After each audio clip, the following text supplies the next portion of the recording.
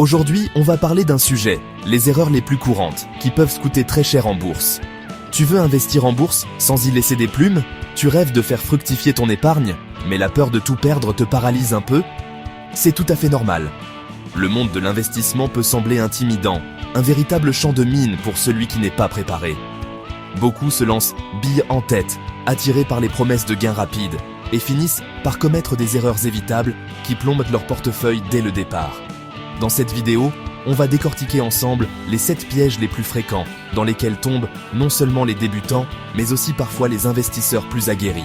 Je ne vais pas me contenter de lister les problèmes, non. Pour chaque erreur, je vais te donner des conseils concrets, des stratégies simples et efficaces pour les contourner. L'objectif, c'est de te donner les clés pour construire une approche d'investissement solide, réfléchie et, surtout, sereine. On va parler de formation, de psychologie, de diversification, de timing, bref, de tout ce qui fait la différence entre un investisseur qui subit le marché et un investisseur qui le comprend et agit avec intelligence. Alors, que tu sois sur le point de faire ton tout premier investissement ou que tu aies déjà quelques années d'expérience, mais que tu sens que tes résultats pourraient être meilleurs, cette vidéo est faite pour toi. Prends de quoi noter, installe-toi confortablement, car je te garantis qu'à la fin de cette vidéo, tu auras une vision beaucoup plus claire des bonnes pratiques à adopter.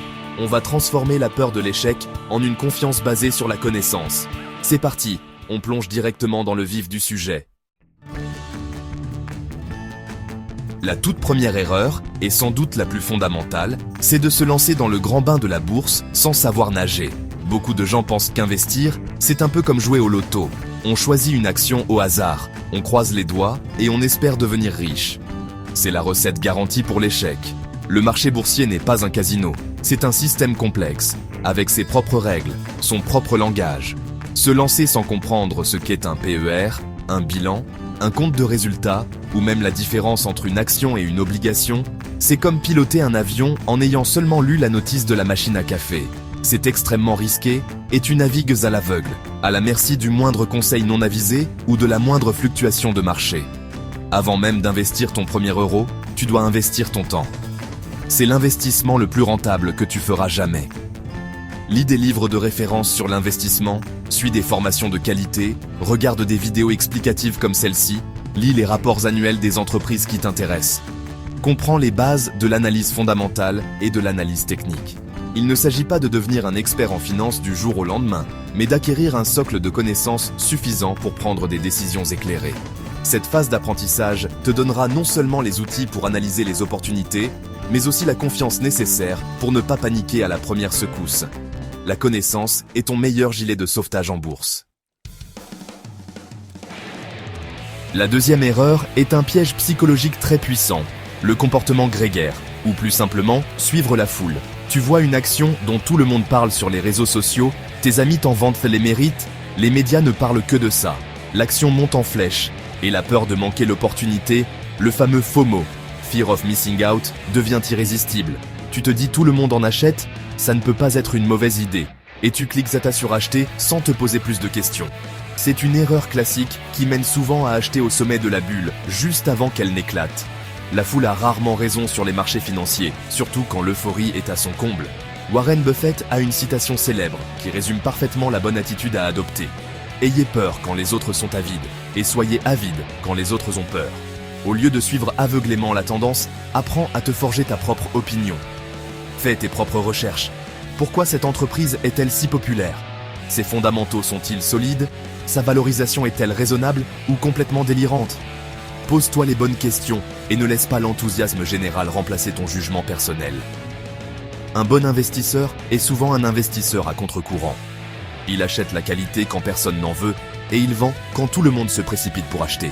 Penser par soi-même est une discipline, mais c'est ce qui te protégera des bulles spéculatives et des cracks. On arrive maintenant à ce qui est peut-être le plus grand ennemi de l'investisseur, ses propres émotions. La peur et la cupidité sont les deux forces les plus destructrices en bourse. Quand le marché monte, la cupidité s'installe. On voit ses gains augmenter, on se sent invincible et on veut toujours plus. On prend alors des risques inconsidérés. On concentre son portefeuille sur des titres spéculatifs. On oublie sa stratégie initiale. À l'inverse, quand le marché baisse, la peur prend le dessus. Chaque ligne rouge sur ton portefeuille te donne des sueurs froides. La panique te pousse à vendre tes meilleures positions à perte, juste pour arrêter l'hémorragie, souvent au pire moment, juste avant que le marché ne rebondisse. Prendre des décisions d'investissement sous le coup de l'émotion est la voie royale vers la catastrophe. La clé du succès est de garder la tête froide et de rester rationnel en toutes circonstances. Comment faire? En ayant un plan. Ta stratégie d'investissement, définie à l'avance et par écrit, est ton meilleur rempart contre les décisions impulsives. Elle doit préciser pourquoi tu achètes une action, à quel prix tu estimes qu'elle est intéressante et dans quelles conditions tu serais prêt à la vendre. En te référant à ce plan, tu remplaces l'émotion par la logique. Automatiser tes investissements, par exemple avec des versements programmés sur des ETF, est aussi un excellent moyen de lisser les points d'entrée et de te détacher de l'affect. N'oublie jamais, le marché est volatile, c'est sa nature. Accepte cette volatilité et ne la laisse pas dicter tes actions. La quatrième erreur est un classique du débutant, souvent aveuglé par une conviction très forte, mettre tous ses œufs dans le même panier. Tu as peut-être déniché une entreprise qui te semble révolutionnaire, une pépite qui va changer le monde. Tu es tellement convaincu que tu décides d'y investir la totalité ou une grande partie de ton capital. Franchement, c'est une stratégie extrêmement dangereuse. Même la meilleure des entreprises n'est pas à l'abri d'un revers, un nouveau concurrent, un changement de régulation, un scandale interne, une innovation technologique qui la rend obsolète. Si ton portefeuille repose entièrement sur cette seule valeur, le moindre problème peut anéantir des années d'épargne. La diversification est le seul repas gratuit en finance, comme le dit l'adage. Il est absolument crucial de répartir ton risque. Cela ne signifie pas seulement acheter plusieurs actions différentes, mais diversifier à plusieurs niveaux. D'abord, entre différents secteurs d'activité, technologie, santé, consommation, industrie, finance. Si un secteur traverse une crise, les autres pourront compenser. Ensuite, diversifier géographiquement. Ne pas investir uniquement en France ou en Europe, mais aussi aux États-Unis, en Asie. Et puis enfin, diversifier entre différentes classes d'actifs. Des actions pour le potentiel de croissance, mais aussi des obligations pour la stabilité, de l'immobilier, voire un peu de matière de première. Un portefeuille bien diversifié sera moins volatile et beaucoup plus résilient face aux crises.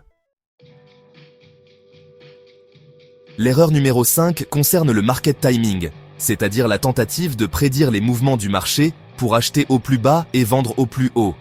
Sur le papier, c'est le rêve de tout investisseur. En pratique, c'est mission impossible, même pour les professionnels les plus chevronnés. Beaucoup de débutants, influencés par l'euphorie ambiante, commettent l'erreur d'acheter massivement quand le marché est au sommet de sa forme, après une longue période de hausse. Ils achètent quand les valorisations sont excessives et s'exposent à une correction brutale.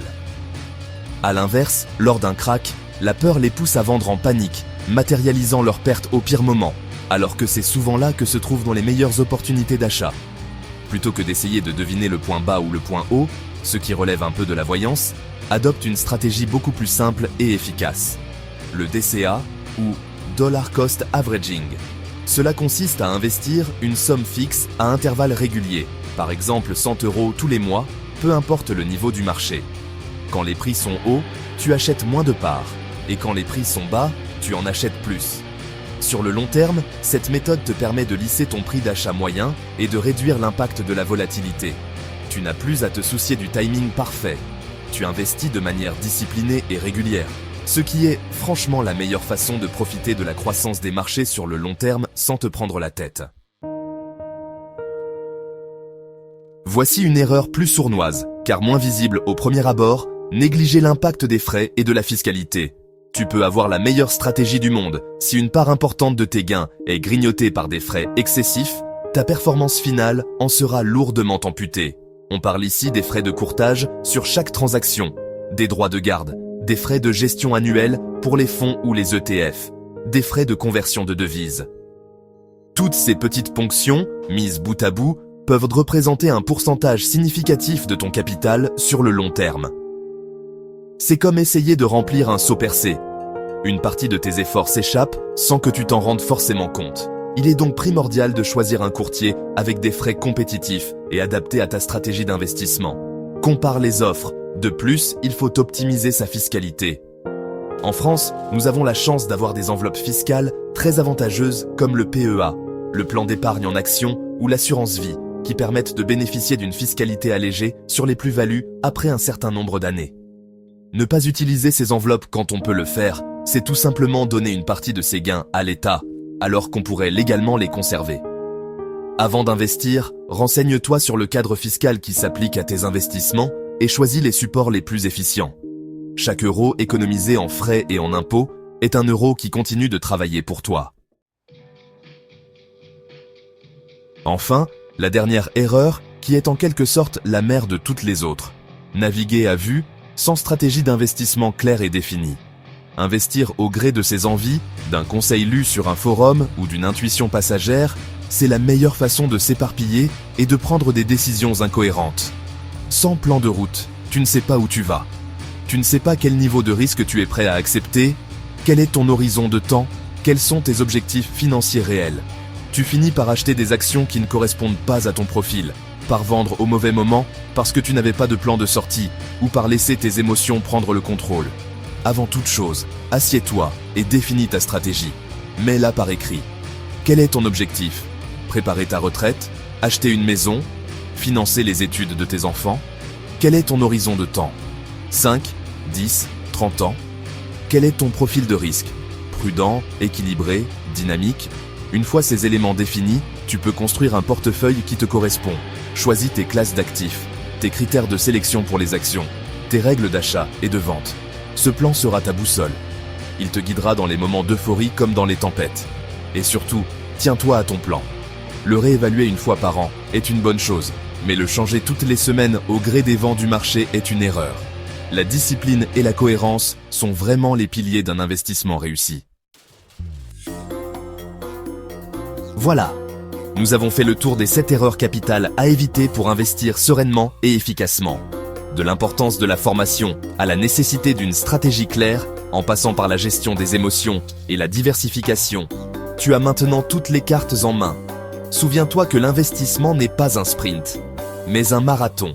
Le succès ne se construit pas sur un coup de chance, mais sur la discipline, la patience et une méthode rigoureuse. Chaque erreur que nous avons vue aujourd'hui est une leçon qui peut te faire économiser beaucoup d'argent et de stress. L'objectif de cette vidéo n'est pas de te faire peur, bien au contraire. C'est de te donner le pouvoir de prendre le contrôle de tes finances. En étant conscient de ces pièges, tu peux les anticiper et les éviter. Que tu débutes ou que tu cherches à sécuriser ton portefeuille, cette vidéo est pour toi. Applique ces principes, reste curieux, continue de te former et tu mettras toutes les chances de ton côté pour atteindre tes objectifs financiers.